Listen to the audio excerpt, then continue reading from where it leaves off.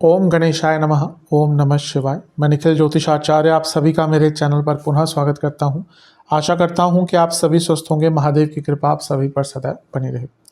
ये वीडियो धनु यानी कि सजिटेरियस के लिए अत्यंत विशेष है, क्योंकि वीडियो है शनिदेव के मार्गी प्रभाव के बारे में। शनि यानी कि सैटर्न 15 नवंबर 2024 को मार्गी हो रहे हैं। बहुत लंबे अंतराल से वक्री चल रहे थे, उल्टे चल रहे थे, अब वो मार्गी अवस्था की तरफ जाएंगे, यानी कि सीधा चलना शुरू कर देंगे। शनि वक्री होते हैं तो चीज़ों में मंदता लाते हैं, तो आपने भी बहुत अनुभव किए ही होंगे पिछले 3-4 महीने से, जून जुलाई अगस्त सितंबर अक्टूबर और अब नवंबर तक, 15 नवंबर तक शनि मार्गी होते हैं तो कई चीज़ों में बदलाव लाते हैं, गति प्रदान करते हैं। ऊपर से ये जो शनि देव का कुछ समय रह गया है आपके लिए, आपके तीसरे भाव में, कुंभ राशि में, ये उनका अंतिम कालखंड है या अंतिम कुछ पड़ाव रह गया है उनका तीसरे भाव में, फिर वो राशि परिवर्तन कर लेंगे। इसी कारण से इस वीडियो में हम एक और इस टॉपिक पर तो बात करेंगे ही कि शनि मार्गी होकर क्या प्रभाव देंगे। एक और भाग इसमें इंपॉर्टेंट होगा जिसमें 7 इंपॉर्टेंट चीज़ें होंगी जिन पर आपको अभी से काम करना पड़ेगा। शनि का गोचर बहुत लंबा होता है और बहुत इंपॉर्टेंट होता है, तो अभी से आने वाला जो उनका गोचर है अगले साल 2025 मार्च में, उसको नज़र में रखते हुए, उस पर चिंतन करते हुए आपको अभी से किन 7 पॉइंट्स पर काम करना है, बदलाव करना है, चिंतन मनन करना है, उनको भी मैं इस वीडियो में इंक्लूड करूंगा। ऑब्वियसली जब शनि का गोचर होगा तो मैं एक विस्तृत वीडियो बनाऊंगा ही उन पर, और इसके साथ ही वीडियो के अंत में कुछ विशेष उपाय भी होंगे जिसके करने से शनिदेव के इस गोचर का आप लाभ उठा सकते हैं। यदि आपकी लग्न राशि या चंद्र राशि धनु है, दोनों ही गाइडेंस से इस राशिफल को देख सकते हैं।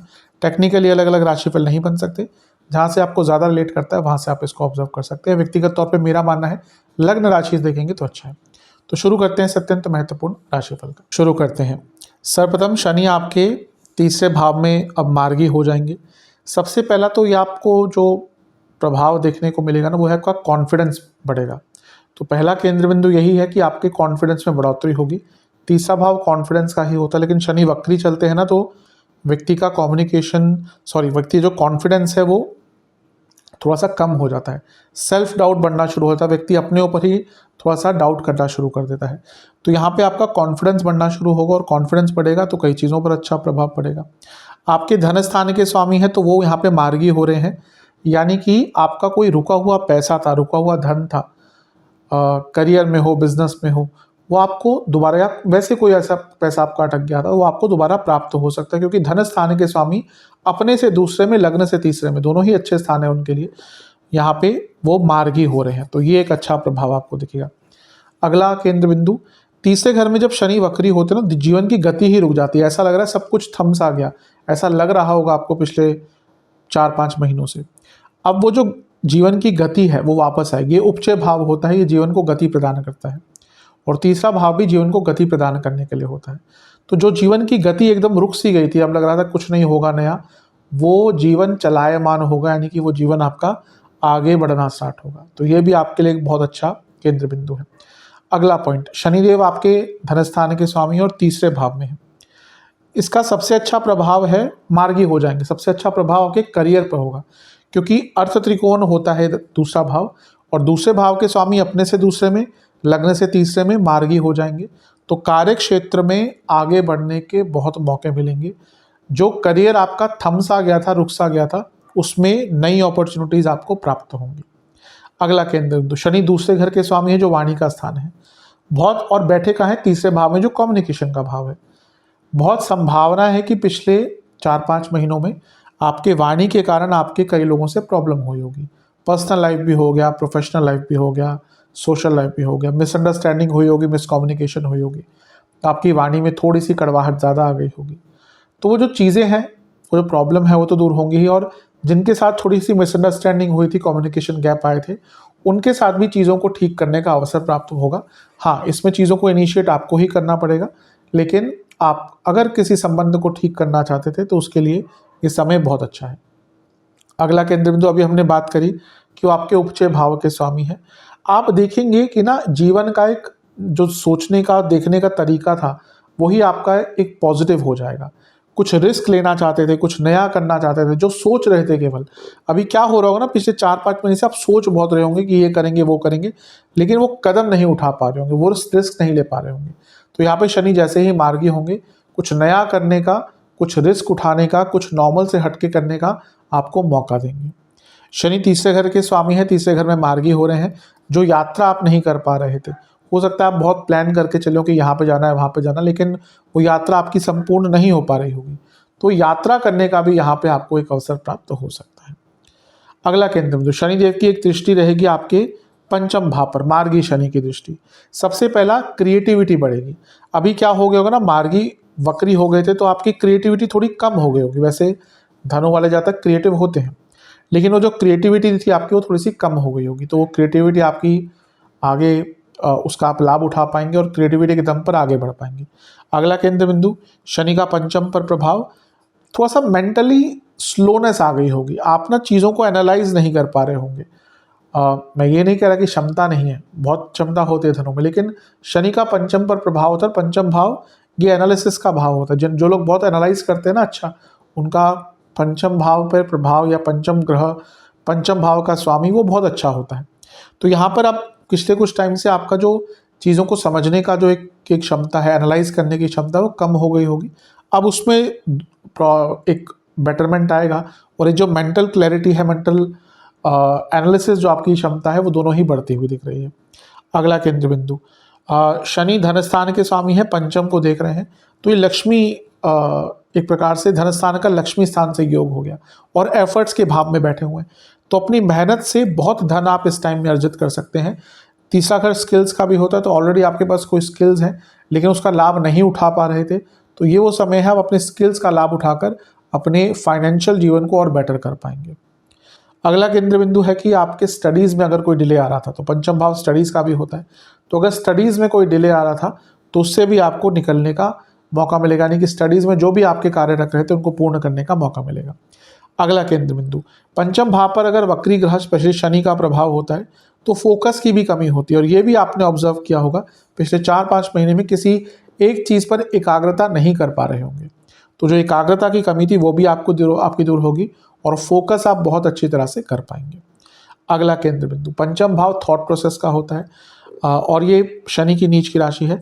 बहुत संभावना है कई बार डिप्रेसिव थॉट्स भी आपके मन में आ रहे होंगे पिछले 4-5 महीनों से।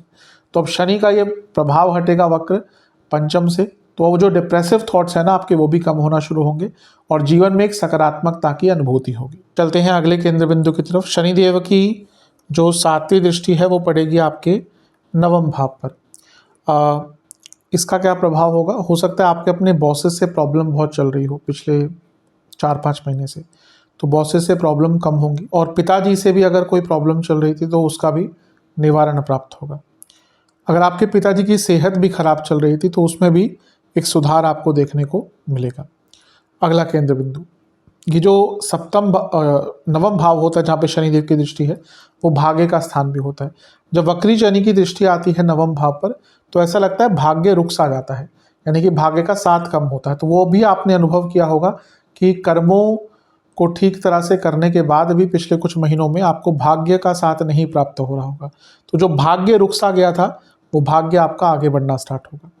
अगला केंद्र बिंदु है कि जो लोग हायर स्टडीज़ करते थे, बच्चे हायर स्टडीज़ करते थे और वो नहीं आगे बढ़ पा रहे थे, या तो एडमिशन नहीं हो रहे थे, या कुछ ना कुछ कार्य उनके अटक रहे थे, तो उनको भी यहाँ पर कुछ अच्छा प्रभाव देखने को मिलेगा, क्योंकि हायर स्टडीज़ के नवम भाव बहुत इंपॉर्टेंट होता है।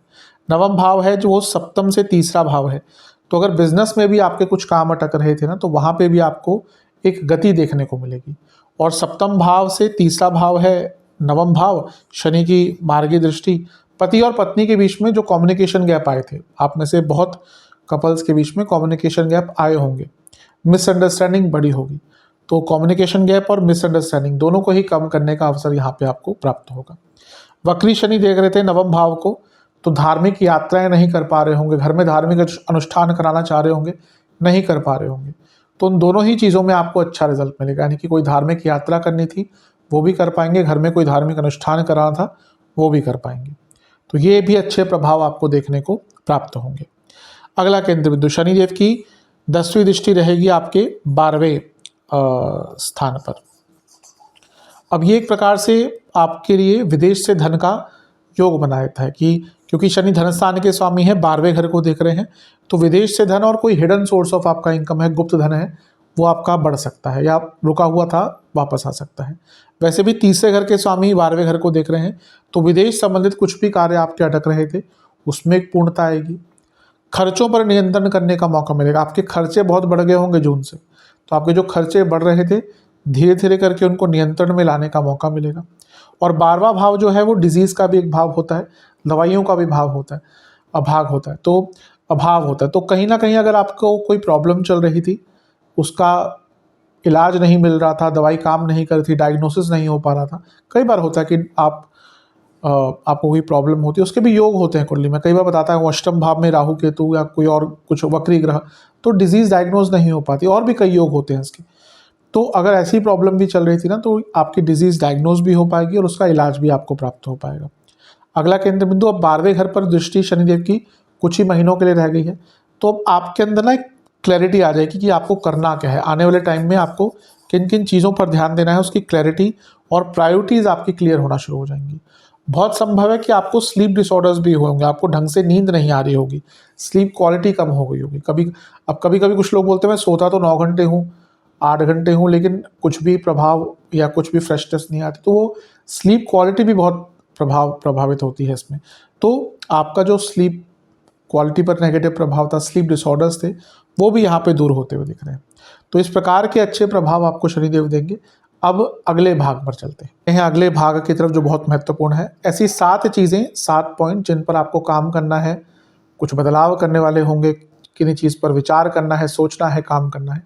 ऑब्वियसली जैसे मैंने शुरू में कहा था कि शनिदेव का गोचर अपने आप में बहुत विस्तृत टॉपिक है, जो मैं कवर करूंगा जब शनिदेव का गोचर होने वाला होगा अगले साल में, क्योंकि वो बहुत विस्तृत टॉपिक है। शनिदेव, बृहस्पति, राहु केतु, ये बहुत विस्तृत टॉपिक्स होते हैं, लंबे टाइम के लिए इनके गोचर होते हैं और जीवन को बदल के रखने वाले ग्रह होते हैं।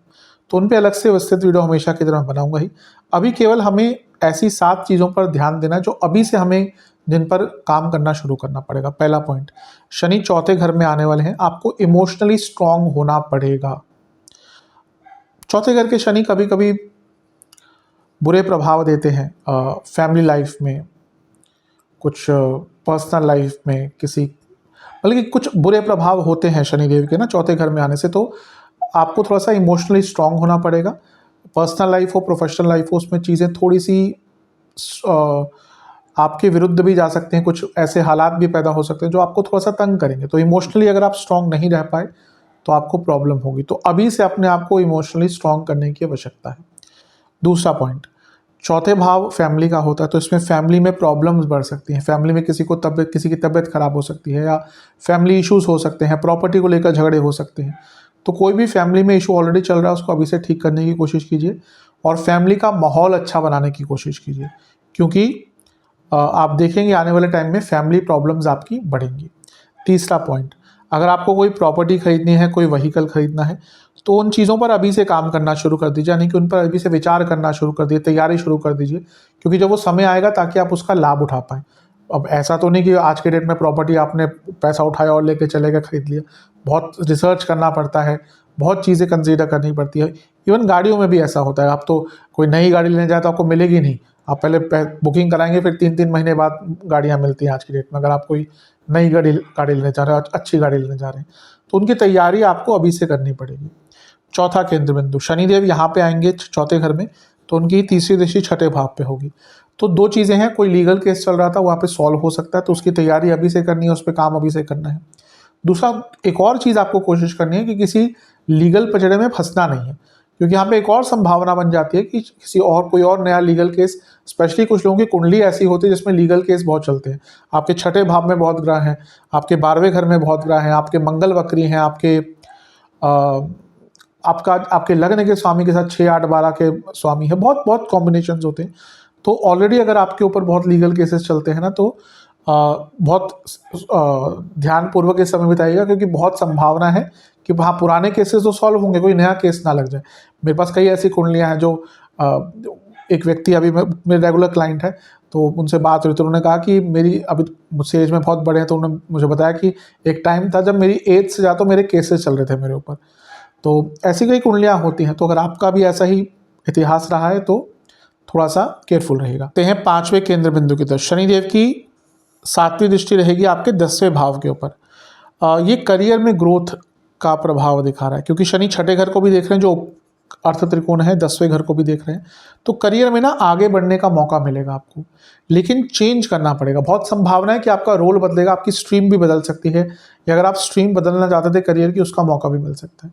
तो यहाँ पे आपको बहुत अच्छे रिजल्ट मिलते हुए दिख रहे हैं करियर में, लेकिन हाँ, उसकी तैयारी, उसमें आप कुछ स्किल बढ़ानी है, मेहनत ज़्यादा करनी है, उसका आपको अभी से ख्याल रखना पड़ेगा।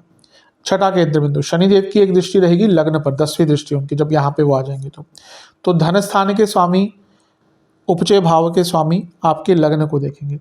अपनी मेहनत से बहुत धन अर्जित कर सकते हैं। कर्म भाव को भी देख रहे हैं, छठे भाव को भी देख रहे हैं। अपनी मेहनत से बहुत धन अर्जित कर सकते हैं। यकीन मानिए कि धनु वाले जो लोग मेहनती हैं, उनको शनिदेव यहाँ पर धन से भर सकते हैं, अगर आपने अवश्य अपने जीवन पर काम किया, क्योंकि शनि मेहनत के बिना पैसा नहीं देते। कई ग्रह हैं, बृहस्पति है, शुक्र है, राहु है, ये बिना मेहनत के भी पैसा देते हैं। कई ऐसी कुंडलियाँ हैं, मैं बता चुका हूँ कई बार, शुक्र प्रधान कुंडली है तो पैसों से ज़्यादा नहीं, पैसों के लिए ज़्यादा चिंता नहीं करनी पड़ती। लेकिन शनि प्रधान कुंडली है तो पैसा तो व्यक्ति कमा सकता है, लेकिन जीवन भर मेहनत करनी पड़ती है। तो वो प्रभाव यहाँ पर भी दिख रहा है कि hard work will pay of, पैसा आएगा लेकिन मेहनत बहुत करनी पड़ेगी। 7वां केंद्र बिंदु, शनि की दृष्टि एक आपके लग्न भाव पर। अब देखिए, अभी हमने धन की बात करी, लेकिन कर्म भाव पर भी है, लग्न भाव पर भी है, उपचय भाव पर भी है, उपचय भाव के स्वामी भी है, धन स्थान के स्वामी भी है। तो ना ये आपको अपने, और लग्न पर दृष्टि है। अब लग्न पर दृष्टि या लग्न पर प्रभाव शनिदेव का बहुत टाइम बाद होता है। अब जैसे फॉर एग्जाम्पल आपके 2025 में यहाँ पे आएंगे, तो अगला लग्न पर प्रभाव इसके बाद कब होगा? 27 में यहाँ पे आ जाएंगे, अराउंड 30 में यहाँ पे आ जाएंगे, फिर करीबन 32-33 जब यहाँ पे आपके मिथुन में आएंगे, तब जाके लग्न को देखेंगे। तो ये पूरे जीवन को रिकंस्ट्रक्ट करने का मौका है, आपके जीवन को एक नया पड़ाव तक पहुँचाने के लिए, एक नई शुरुआत देने के लिए, एक नया रिदम देने के लिए, एक नया दृष्टिकोण देने के लिए, क्या कहिए, एक पूरा रूपांतरण के लिए ये जो समय है आपका बहुत अच्छा रहेगा। अपने पूरे जीवन को बदलने के लिए इन अ पॉजिटिव वे शनिदेव आपको बहुत अच्छे रिजल्ट देने वाले हैं। तो इन 7 चीज़ों पर अवश्य आपको काम करना है। अब उपाय की बात कर लेते हैं। एक सरल उपाय आपको करना है, शनिदेव के मंदिर जाना है, एक चौमुखी सरसों का तेल का दिया अर्पण करना है, उसमें कुछ गेहूं के दाने, चावल के दाने डालने हैं, फिर उस दीपक को प्रज्वलित करना है, शनिदेव को अर्पण करना है। शनिदेव को किसी भी मिष्ठान का और फल का भोग लगाइएगा।